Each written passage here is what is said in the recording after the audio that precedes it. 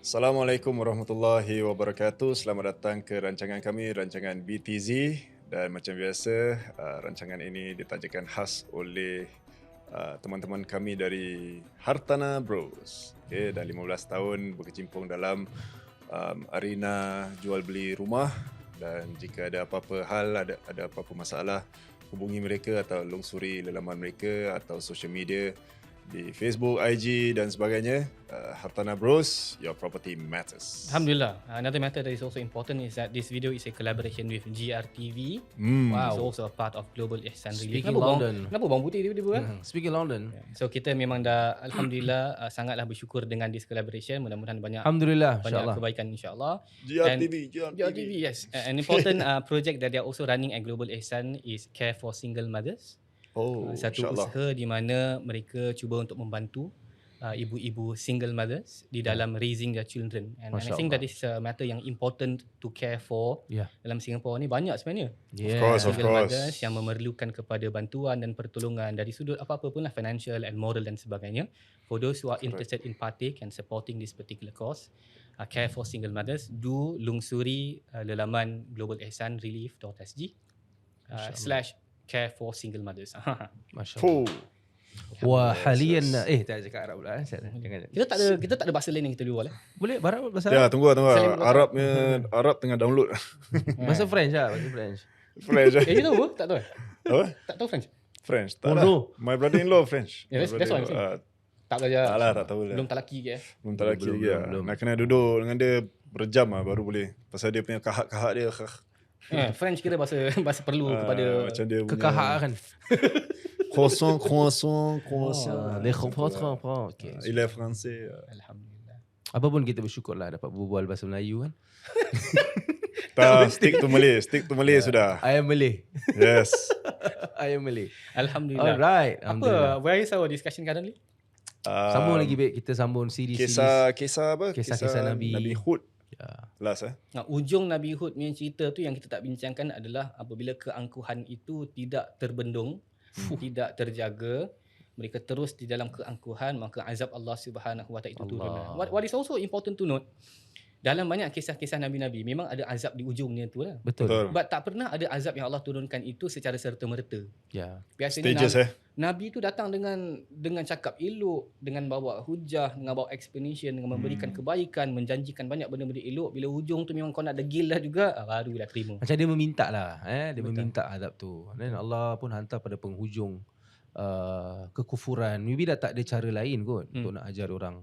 Dan dah berikan masa. Ya, kalau cerita Nabi Nuh sampai 950 tahun Allah bagi peluang untuk dia kenal agama Allah dan sebagainya.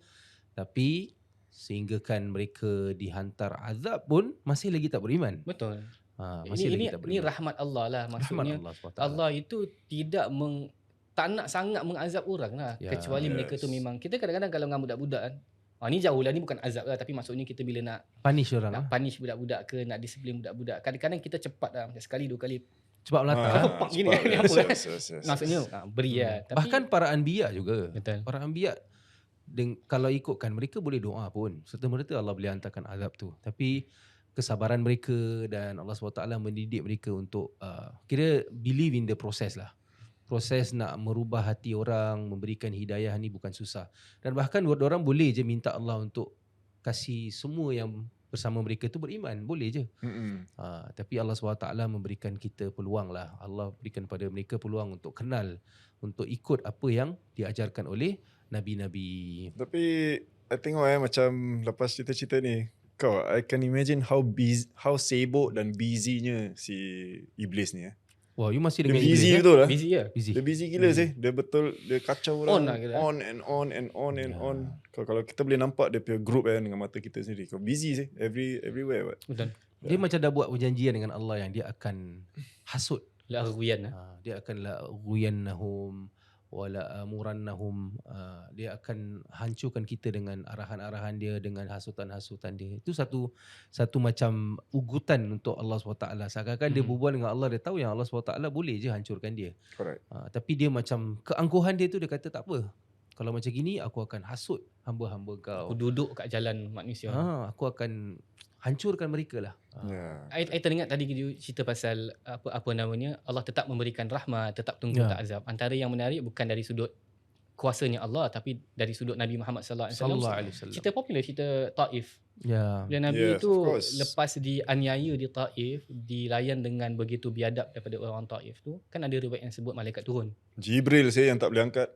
Betul Malaikat turun cakap kat Nabi SAW, you know what, if you want that kita destroy this entire community dengan kita ni gunung ni dihempapkan. And ada dalam apa-apa, riwayat Ibn Ishaq digunakan perkataan apa namanya, hempap lah, bahasa Arab kita terlupa pula. But Nabi at that La point of time ahbitanna. ada another word La lah dalam yahbitanna. riwayat. Apa Bukan. Utabbiq, tu perkataan Nabi SAW. Utabbiq ni Macam mutabak lah bahasa Arab. kita dalam dan kita punya masyarakat kita ni dalam Murtabak.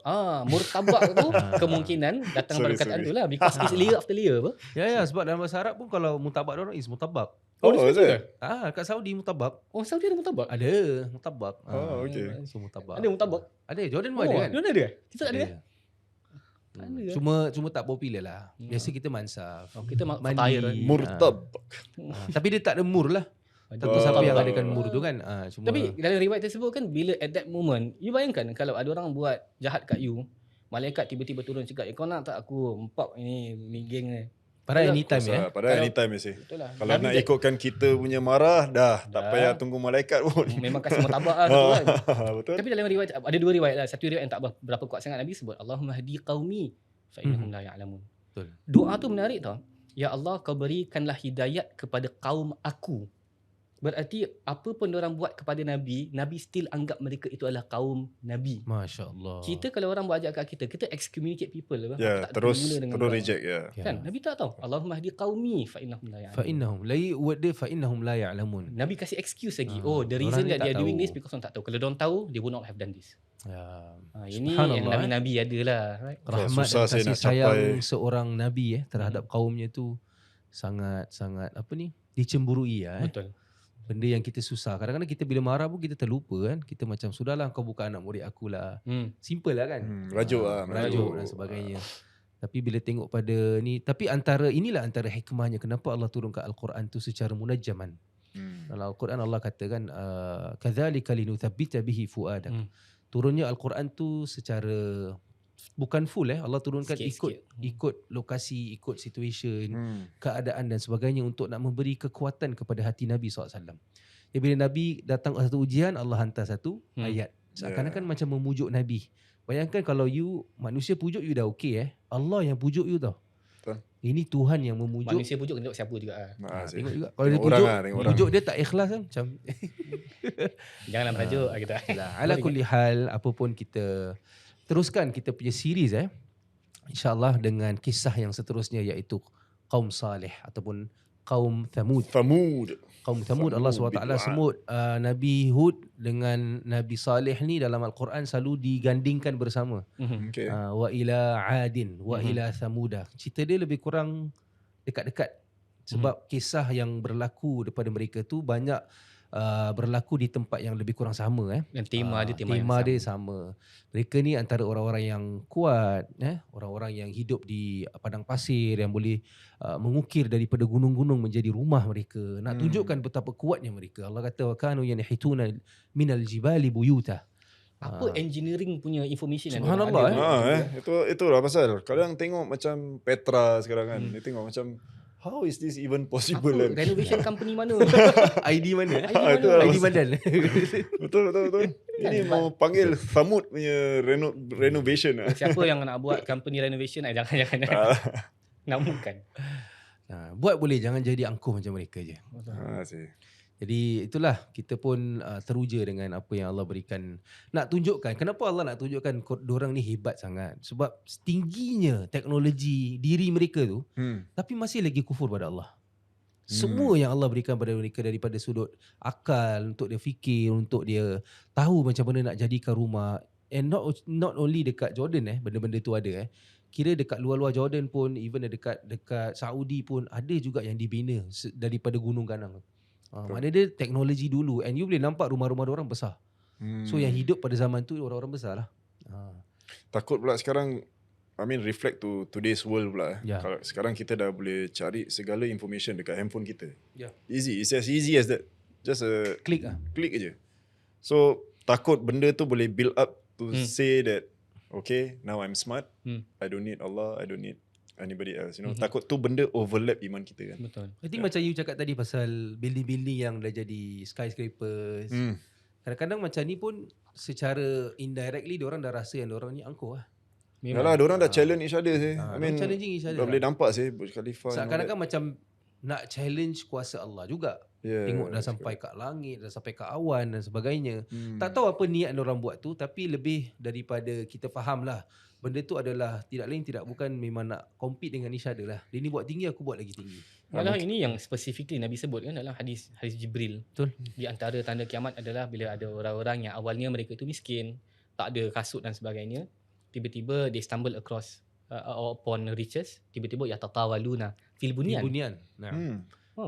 Memang itu antara tanda kemegahan dan tanda kekuasaan pada ketika itu. Yang Nabi sebut, yang kita nampak manifested tu dia. Sorry, I ingat tu macam orang bunyan. Tapi Tak, lain tak tahu lah. Bunyan tu dia tapi pernah ada orang cakap datang kat saya, dia cakap, "Ustaz, baik. Sorry. Ingat macam ada orang pernah tanya, bunyan. dia cakap, Ustaz betul tak Ustaz orang bunyan ni ada dalam Islam?" Dia cakap, setahu saya tak terlintas lagi. Cakap, tapi ada hadis Ustaz, ya tatawaluna fil bunyan. Dia cakap, Betul. Padahal erti lain. Bunyan tu is building lah. building. Okay, Bangunan. bangunan. Bangunan. Ya tatawal tu mereka bermegah-megah dengan meninggi-ninggikan lah. Okay. Tatawal, al-tawl kan. Proud of the building. In a way macam compete with each other siapa lebih tinggi. Okay.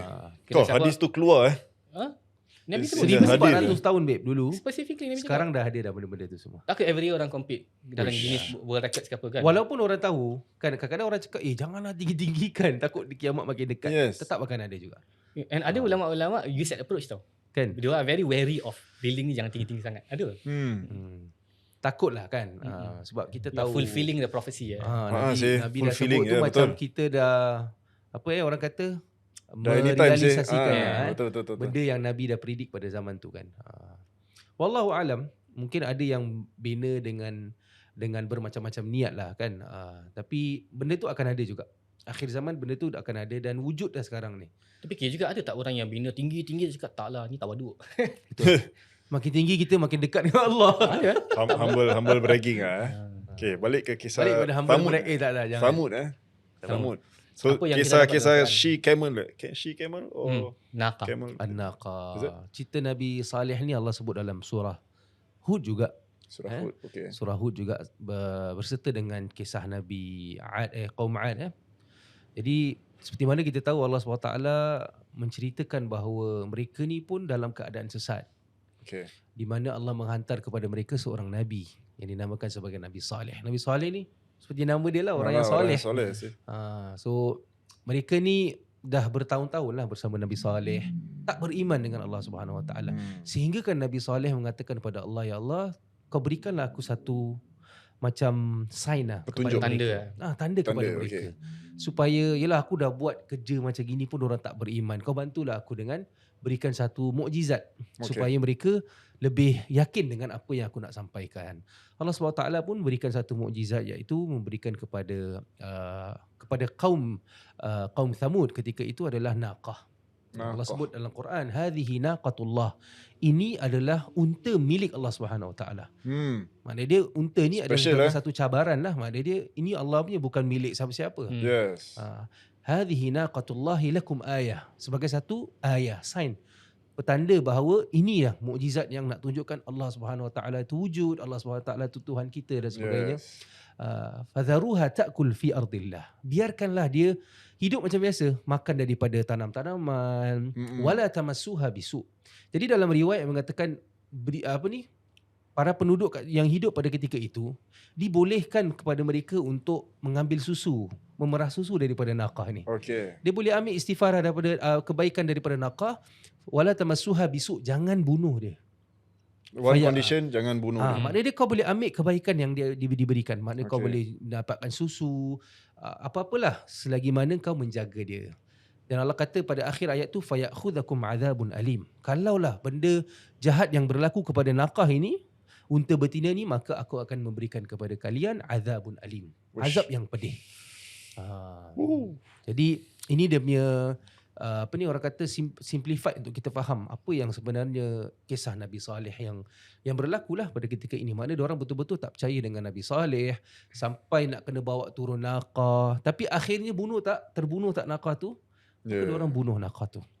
Dia bunuh unta tersebut dan tidak memperdulikan lah apa yang disampaikan oleh Correct. Nabi Saleh, dan bahkan tak menerima mukjizat yang Allah berikan lah. Mukjizat ni adalah satu benda yang khariqun lil adah, keluar daripada apa yang kita boleh buat. Maknanya dia Allah SWT hantar tiba-tiba benda tu untuk kita just ikut. Tapi diorang langgar juga, balik kepada iblis juga. Kan? Keangkuhan mereka, dia nak cabar Allah SWT. Maka diturunkan kepada mereka azab. Ni macam Samiri juga Samiri ke Sama geng dia semua. sama lah, semua sama. Apa yang Allah tunjukkan, setiap kaum tu mesti ada yang macam gini juga. Mesti ada yang macam gini. Yang menarik juga apa tahu, bagi setiap kaum ada jenis azab dia yang tersendiri. Special khusus. Dan ulama cuba untuk kaji macam kenapa azab ini jatuh kepada kaum ini. Ya. Dan kadang-kadang ulama cari correlation. For sebelum ni kita bincang mengenai Nabiullah Hud alaihi salam, it was rih, angin yang kuat. So you can say like a hurricane ataupun a tornado of some sort. Arsalna alaihim rihan sarsaran. Correct. And then Nabi Saleh alaihi salam, kaum mereka itu azabnya adalah sayha. Sayha, dalam ayat lain Allah kata sa'iqatul azab. So like a shrieking, like a huge sound yang keluar. Kita tak boleh gegaran, that kind of. Kita tak boleh imagine macam mana, tapi sayha dengan sa'iqah. Sa'iqah dalam bahasa Arab ni macam satu guruh petir gitu tau. Macam satu kena lightning gitu lah. Ataupun kena dengar suara yang boleh matikan kita lah. Sayha pun macam satu jeritan kan kalau dalam bahasa Arab. Jadi nak tunjukkan yang ni benda besar lah. Sa'iqatul azab, maknanya dia, kalau sa'iqah biasa tu is a normal benda, tapi azab maknanya dia ni memang azab yang Allah turunkan kepada mereka. What I like about this story particularly is talking about the notion of mukjizat. Mukjizat ni merupakan satu reality yang berlaku bagi setiap Nabi. Technically. Cuma ni adalah seharusnya when you think about it, mukjizat ni seharusnya satu perkara yang melemahkan ataupun memenangkan Nabi. Melemahkan kaum, memenangkan Nabi. Betul. And the reality is that orang-orang ni nampak tau mukjizat. And mukjizat ni, reality ni bukan, mukjizat ni bukan benda kecil-kecil tau. Mukjizat ni benda-benda besar-besar. Benda yang kita tak boleh buat Kenapa lah. diorang macam degil gila That's the thing. macam geram pula kan. Malah kalau kita tengok zaman Nabi Muhammad sallallahu alaihi wasallam, sebut zaman Nabi, mukjizat Nabi itu yang pernah Nabi tunjukkan lebih daripada 1000 tau. Gila 1000 plus tau. Solid Kau ni Quraisy degil betul But that's the thing. Kata Ibn Hajar, dia cakap macam ini. Dia cakap mukjizat itu, it is going to work bagi mereka yang ada persediaan rohani. Persediaan apa? Rohani. Berarti kalau jiwa tu memang degil, tak ready tak guna jugalah. Mana pun tak gunalah juga. Bagi mereka yang beriman, mukjizat tukar spelling pun tak Kalau jadi zat pun tak guna. Kalau orang tu beriman, dia tambah beriman. Kalau orang tu mula untuk beriman, dia lebih beriman. Tapi kalau orang tu memang degil, ada batu kapla, ada apa kat kepala dia tu kan, memang takkan terima. Senang cakap mukjizat ni is a maximum sign lah. Nak cerita bahawasanya Nabi itu datang daripada Allah. Nak cerita bahawasanya that is divine intervention. Ada. So mukjizat ni bukan dari mana, dia ada orang percaya yang bahawa Nabi tu Tuhan. Jadi macam kau ni sebenarnya Tuhan gini. Tapi Nabi nak kata aku ni sebenarnya mukjizat yang datang ni daripada Allah SWT. Untuk nak neutralkan tu balik bahawa aku manusia biasa nak menyampaikan ini lakum nadhirum mubin. Seperti mana dalam Quran Allah kata nabi-nabi yang turun ni sebagai memberi peringatan, memberi warning untuk kita ingat pada Allah Subhanahu Wa Taala. Balik pada tadi yang kisah tu, mukjizat dengan tak mukjizat. Kita tengok zaman sekarang ni, bila kita belajar lah kita kadang bertemu dengan macam-macam orang yang belajar tentang agama juga. Ada yang betul-betul mendalami ilmu Al-Quran, ada yang betul-betul mendalami ilmu Allah Subhanahu Wa Taala. Which is ni semua mukjizat juga. Quran mukjizat yang paling agung sih. Betul tak? Dalam Al-Quran banyak lagi mukjizat para anbiya yang mungkin dia dah belajar pun. Tapi balik kepada hidayah tadi macam you cakap tu, whether dia ready kerohanian dia untuk menerima benda ni ataupun tak terima, itu balik kepada dia. Sebab ramai yang belajar pun tapi tak beriman. Betul. Ramai yang mendalami ilmu Allah pun tapi dia tak beriman. Betul. Berbeza dengan orang yang mungkin sedikit je dia nampak, tapi bila Allah dah mendetik hati dia untuk menerima benda tu, Yes. maka dia adalah Dia ready orang lah. yang terpilih. Yeah. So Correct. bila balik pada tu Allah pun jawab dalam Al-Quran, afaman syarahallahu sadrahu lil Islam. Orang yang apabila Allah buka hati dia, dada dia untuk menerima Islam, fahuwa ala nurim min rabbih. Seakan-akan dia diberikan cahaya oleh Allah Subhanahu Wa Taala. Walaupun sikit aja dia belajar. Sebab tu orang cakap, aku nak mendalami ilmu Allah, Islam dan sebagainya. Tak, masuk dulu Islam. Kau akan nampak cahaya di situ. Bukan cari cahaya untuk bertemu dengan Allah. Tak, Yes, correct. masuk dulu. Dan kau Baru akan cahaya dia bertemu datang. dengan cahaya Yes. tersebut. I think this is a very important point dari sudut kemahuan Keinginan. keinginan nak Allah Yes. Subhanahu Wa Keinginan, Taala. yes. Kan dalam hadis Nabi SAW, Nabi sebut be of a number of people but don't be like a fourth or fifth, dalam riwayat tersebut. Jadilah orang yang berilmu ataupun orang yang mempelajari ilmu ataupun orang yang mendengar ilmu but do not become the fourth. The fourth adalah orang yang tak kisah mengenai ilmu. Ada orang boleh jadi alim. Betul. Ada orang dia tak boleh jadi alim, dia jadi pelajar. Ada orang tak boleh jadi pelajar pun tapi dia suka nak dengar-dengar. Kadang-kadang dia buka Dia Nu'man, minat. dia dengar dia ni ke, dia dengar dia tu ke. Dia Betul. suka, dia still suka. Macam kita lah. Suka, Macam kita lah. Ada I orang, rasa macam tu lah. mudah-mudahan. Mudah-mudahan Yang lah. elok-elok ni kita lah, insyaAllah. InsyaAllah, insyaAllah. Mudah-mudahan. Tapi ada orang yang dia tak berkenan langsung. Ustaz Tak peduli lah. apalah ustaz tahu. Oh, belajar agama. Oh, kolot lah. Ha. Itu yang kita seram. Takkan buka terus Exactly. So you need Kira tak nak pergi pintu depan, Tak nak. pegang pintu tu. dari jauh je. Jauh pun tak nak. Dia memang tak Memang minat tak lah. nak jauh. Tak parking kereta pun terus Tak, terus jalan. Tak pergi gilang pun je. So this is Kat Macam bawah gilang. tadi. So this is the issue lah. Okay. Mengenai Nabi-Nabi kan macam tu. So what do you want? You have a camel coming out of nowhere that can provide you milk tanpa henti. Kau nak Allah. apa lagi? Betul. Right? So this is the issue. And I think in our life, tadi Ustaz cakap satu benda yang saya rasa menarik juga dari sudut dalam kehidupan kita ni. Kita nampak a lot of miraculous things happening also. Miraculous Miraculous, things. eh. Fuh, itu kira berjamak taksir kan Mu'annas salim. Kau kira kan senang cakap in to summarize all this, orang-orang ni minta kena jotos. Itu summary dia kan? Itu kira betul jotos. Ya, Malaikat macam level. jotos. Ha, Yes. kalau Jibril memang Tapi nak ni jotos. memang kerja ni lah. Kerja kawan kita lah. Bukan kawan kita lah. Kawan Kerja kita punya enemy kita lah. Iblis lah. Iblis. Iblis. Tapi betul lah, iblis ada, malaikat pun baik. Tunggu Allah SWT pun tak hancurkan. Dalam banyak peristiwa malaikat boleh je anytime Betul. anytime. Kalau setengah kepak Jibril dah menutupi dunia. Belum kena lagi berapa banyak kepak dia ada? Beratus kan? Ya. Jadi Have you ever experienced anything miraculous in your life? Yang you tak expect benda tu berlaku tiba-tiba. Katalah you dalam kesusahan ke ada masalah. Tiba-tiba Allah sampaikan satu benda yang BTZ kot miraculous. Amboi. Well, kalau nak cakap tu, yes lah. I mean, my life, kehidupan berubah tu, I feel that is miracle Miraculous. also lah. Macam for me, first time pergi umrah, tengok Kaabah pun, that feeling is miracle feeling also. That the feeling of macam, you know, you pergi Baqi and all that, you know this story. So this is like how miraculous can it be? I feel it's more of like magical lah. That feeling comes into me. Like think suddenly something happened in front of me. I don't think that happened so much, but it's more of like, you know, this thing coming into me like it's some sort of a sign lah. Betul. That is more macam trying to answer your What question. I ingat dulu kan, this is my experience when I started my social enterprise, my company, and kita do Berapa bilion dah dapat.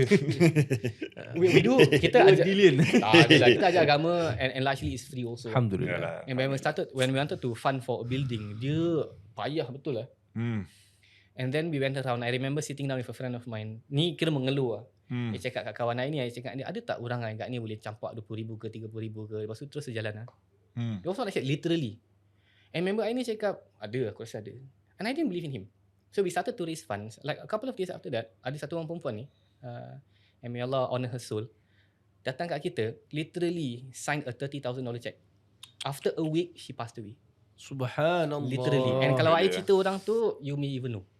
Dia terikat kepada kenalan kita juga. Semoga Allah berikan dia. And I teringat macam time when that happened, somebody inform me, kau kenal tak makcik tu? Dia meninggal.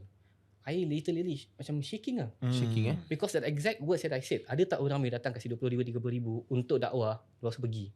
Dia literally pergi ke rahmat Allah Subhanahu Wa Taala. What an ending. What an ending tu 30,000 sampai sekarang. Untuk dia tu insya-Allah pahala dan sebagainya. Untuk Yes. kita satu pengajaran lah yang you don't give up lah. Yeah, it's your responsibility as well. Now it's my responsibility. Yeah. And boleh tak kita buat macam gitu pun? Exactly. Itu satu Maaf, tanda tanya yang sangat besar. Kadang orang kata tunggu aku kaya lah, aku gini kan. Padahal actually tak perlu nak tunggu kaya pun. Dia tak ada macam nak apa namanya, isu receipt ke, letak nama nak plug ke, ambil gambar ke, tak ada tau. Dia give macam datang literally, kasih check, terima kasih jalan. Literally lepas tu bulan. Allahu Akbar. Wah, itu nanti it could be also like macam setengah-setengah orang yang macam terperanjat.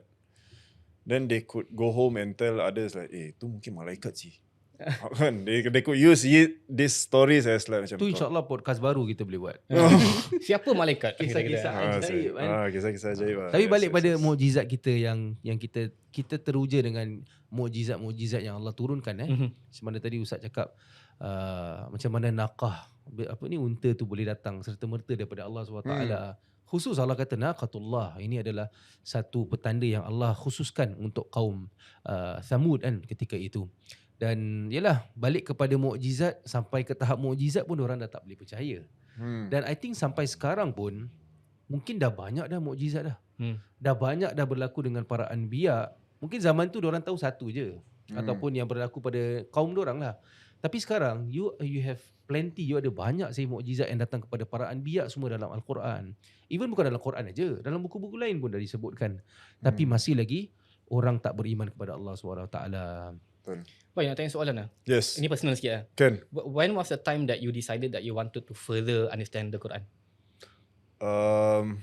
Ke selama tak, I memang daripada kecil memang ahli tafsir. Macam Tak tu. lah, I call lah ini Abdul. Tak lah. Tapi benda ni biar I cakap lah. Okay, sila. Sebab I menyaksikan lah kan. Okay. I think baik Naksi dia. bila I jumpa dia from what I see lah, satu nikmat yang Allah berikan pada maybe dia satu nikmat yang dia mungkin tak tahu pun. Tapi all this while dia macam suka pada benda-benda ni. Daripada pergi masjid, daripada datang kelas-kelas, even like dia tak selalu ada, kadang dia main kat luar negeri, tapi dia selalu macam look forward tau. Solat tarawih sama-sama, nak selalu berada dengan sekeliling orang-orang yang selalu buat baik. I think benda ni satu nikmat lah. You memang daripada dulu macam gitu ke? Tak, I'm just curious. I punya orang ni senang curious. Macam, okay, bila curious about or confused about one thing, I want to find out. So when I want to find out, obviously lah, I'm born and raised as a Muslim. So that avenue allows me to actually macam okay lah, find out through the Islamic way lah. So when you macam start to figure things out, macam you get this information, that information and all that, so things get interesting. So bila interesting pula, then I dengar lah ayat-ayat Quran kan. So bila I suka dengar. Lagi interesting. So bila you dengar, dah ada YouTube sekarang and all that, so you dengar. Then after that I discover one thing. Itu yang I takut. Bila I discover benda tu, I takut. Kejayaan ni bukan riak, tapi bila I discover tu, I dengar this particular verse atau surah 4-5 hari I boleh hafal benda tu. Jadi I macam Possible lah maknanya. Yes, then I go back to the reality of it lah. Bukan cakap, kalau you nak cakap magical, I think that's magical also. Tapi we don't want to macam suddenly, I ada this skill come from where. Bukan macam itu. Ke aku ni? Bukan macam itu. But suddenly I ingat, kemungkinan aku dengar hari-hari. Kemungkinan aku ada interest in dengar. So these little things pun play a part also. Kalau you tak ada interest, you just dengar aja, you tak akan hafal. I think the magical part because you dengar Quran. Correct. Allah Partly so sebut yes, correct. Al-Quran, walaqad yassarna al-Qur'ana lidzikr. Allah dah permudahkan Al-Quran untuk kita hafal, untuk kita baca. Jadi like macam benda ni dah sinonim dengan you dah selalu dengar, and Quran dibacakan dengan bermacam-macam bacaan tau. Correct. And you suka kita dah ada macam-macam qari, macam-macam suara dan sebagainya. So bila dibacakan dengan bacaan yang merdu, you tend to macam what I observe baik kira dia cakap surah ni dah macam gini sedap kisah dia mesti lagi magical. Itu yang what I see. So I think like few session bila dia dapat benda tu, dia macam satu nikmat kan. Dia go into YouTube, dia faham dari sudut I tanya you apa? Why Sheikh Mishari cried during surah Fusilat? Why? What makes him cry? What makes him like macam sedih sampai sedu-sedu kan? Then we found out lah. We found out okay, tafsir dia is kulit kita akan bicara. Jari jemari kita akan cakap nanti. Qalu li juludihim kita then baru macam okay, that's magic lah. That's magic. When your hand starts talking and all that, bila you dah meninggal, then that is the magical And scary magical and scary. Yet no human being can do that. Only Allah sih boleh buat benda tu. Then go on lah. Go on. Then we go into tafsir. Tafsir banyak. Keberkatan waktu-waktu COVID lah. Okay, partly satu pun. Partly I think there is a junction that I met. Bila something happen to Moza lah. That makes me like macam terantuk lah. That was really like the macam kalau cerita-cerita kita boleh nampak kamera macam dia zoom terbelakang. Kus nanti kena buat kus ni. Yalah macam terbelakang dan terlanggar tersentak lah. Then that is really one thing macam okay, I need to find out what's that, adakah you rasa masa tu is satu, you pernah terasa yang apa berlaku pada Moza ketika kelahiran dia tu satu ujian ke satu nikmat? Tak terfikir lah whether it's a niat, whether it's tak tahu lah, as in I don't know what this is. Sebab what I see now is actually a nikmat dengan apa yang dah berlaku dengan dia. You need time lah to actually look at it. Not easy lah. Yes. Baru dapat that berita. Betul. Kita kalau boleh, yalah. Tapi apa yang you, for me bukan dalam diri you je, bahkan dalam diri dia. Betul. Because kita selalu jumpa, and bila you tengok pada anak you sebagai satu, like dia Allah jadikan dia sempurna dengan cara dia, dengan gaya dan sebagainya. Tak kurang dengan yang lain. Correct. Bila when things happen to Moza, obviously yalah you ada you punya times and episodes of macam mungkin geram ke, marah ke, happy ke, macam atau so called insaf lah. Tapi then I get messages like macam along the way ustaz-ustaz lain, diorang pun jumpa, they say bye, the biggest pahala is sabar. InsyaAllah. So bila you sabar, baru macam that's the biggest pahala. So the highest rank of pahala is sabar. Then I put Moza aside, I tengok budak-budak lain. You imagine budak-budak Down syndrome lain sih. Parents orang. So you imagine the amount of sabar that they are facing throughout their life. And from there baru I nampak dia punya the other magical side, which is actually Moza Nikmat sih. She's just normal handicapped person. Versus someone duduk dekat I mean wheelchair. Sorry if I mention this. Macam terminum kena makan dari straw and all that. You just imagine that. So whenever I look at macam ustaz look at me, say because of my daughter, wah bye, you mulia, you dapat sabar banyak. But then I translate balik to that parent. Apa lagi dia kan. Wah dia, I look at the parent cakap kau dia ni mulia. Mulia. I start to look at things like that. Differently Differently, yes, correct. You punya kisah ni, I teringat balik cerita kisah Nabi Yusuf kan.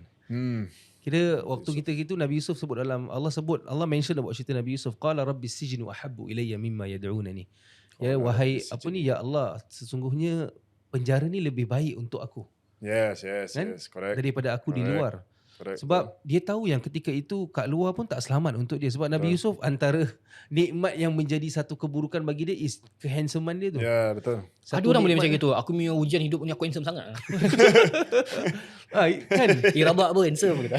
Kalau tengok pada kita punya hidup, aku untung sih. Aku handsome kan. Tapi Nabi Yusuf tengok benda tu in a way macam satu threat untuk dia jatuh kepada maksiat. Ni mental mischief Wow. Dia tengok lain This is something like macam setiap yang kita lalui mungkin adalah satu ujian bagi kita, tapi kadang-kadang is kebaikan bagi kita juga. Dan kadang-kadang bila kita tengok orang, sebab tu dengar para ulama bila waktu I belajar kat Jordan selalu ada satu syekh ni kata, kalau kau nampak orang dalam keadaan susah, kalau kau tak boleh bantu dia, kau jangan kesian dengan dia. Sebab Allah tengah memberikan dia satu jalan yang Allah tahu itu baik untuk dia. Kadang-kadang you tengok orang dalam keadaan macam tadi you cakap mungkin tak boleh duduk dan sebagainya, tapi maybe dalam hati dia, bagus juga aku dalam keadaan gini. Correct. Kalau satu hari aku mungkin tak perform, aku mungkin tak baik dan sebagainya. Dan mungkin you tanya pada orang yang masa kita orang meninggal kita pun nak terima pun sedih dan sebagainya. Tapi kalau you tanya pada diri dia pun, kadang-kadang dia rasa macam bagus juga aku meninggal kat dunia ni sebab aku dapat bukanlah Nabi pun melarang kita untuk kita kata dia dah rehat. Dalam hadis Nabi kita tak boleh cakap bagus orang tu dah meninggal dah rehat. Orang yang rehat yang benar adalah orang yang beriman. Betul.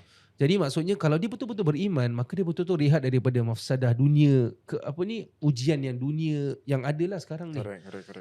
I'm raising this point awal tadi tu, jauh perjalanan kita ni. Betul. But my point is banyak unsur-unsur yang membawa manusia kepada Allah. And bagi setiap manusia itu ada motivation sendiri yang akan membawa dia kepada Allah. Yes, correct. I pernah ada orang datang kat I, dia cakap dia kira baru start hijrah. That's the term that Allah. people use. And kita happy. And I duduk dengan dia cakap like, what led you to religion again? Dia reply kelakar tu, dia cakap Mahir Zain. Cakap apa benda sih? Mahir Siapa? Zain Mahir Zain. Mahir okay. Zain. Mahir Zain. Dia cakap kenapa dengan Mahir Zain? Pasal kebetulan dia tu musician.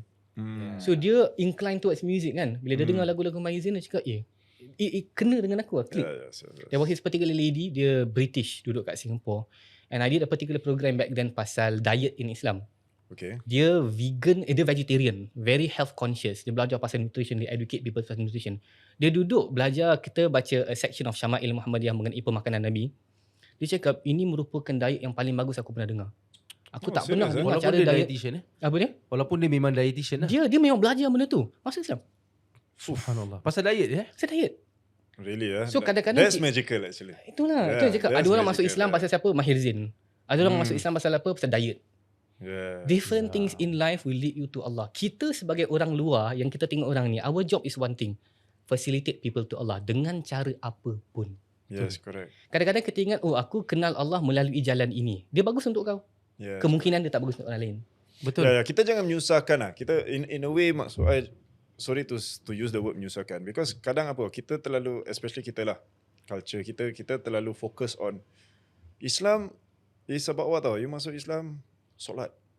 Kau pergi solat, jom pergi solat. Secara memaksa. Secara memaksa. Whereas actually I think the best way to say is where I saw some hadith lah to say that in order for you to actually educate someone to show Islam, the beauty of Islam, keep quiet and do it. Then that person see kan, nampak dengan mata sendiri kan. I think macam talking about resistance lah. Yeah. Macam, I feel macam like coming to your point, Yeah. like Islam can be coming from various angle kan. Ini weird sikit lah, tapi cerita juga. Ada orang ni kemarin kenalan kita, dia punya bakal dia time tu Mak Saleh. Okay. So dia punya kira this lady punya abang jumpa dia. So kita nak ada brother punya talk lah. Ni kau nak kahwin adik aku macam gitu kan. Okay. So dia tanya, Interview. interview dulu lah. Cakap, so are you ready to get married? Cakap, yes. Are you really ready? Cakap, yes. Dia macam tak satisfied Tak with the convince answer. lah. Okay. So dia cakap, like, what are you talking about? Dia cakap ni. Sunat. So, itu dulu. Which is, for me, dia macam bukan dia takut. Doktor pun takut juga kan. Yes, But the idea would be, what do you... Pasal Doktor pun takut. But my point is, what do you introduce people to first? Yes. How Priority do you, lah apa priority dia? Nak Yes, tarik orang correct. kepada Allah ni, cara ni apa? Banyak orang SUC lah.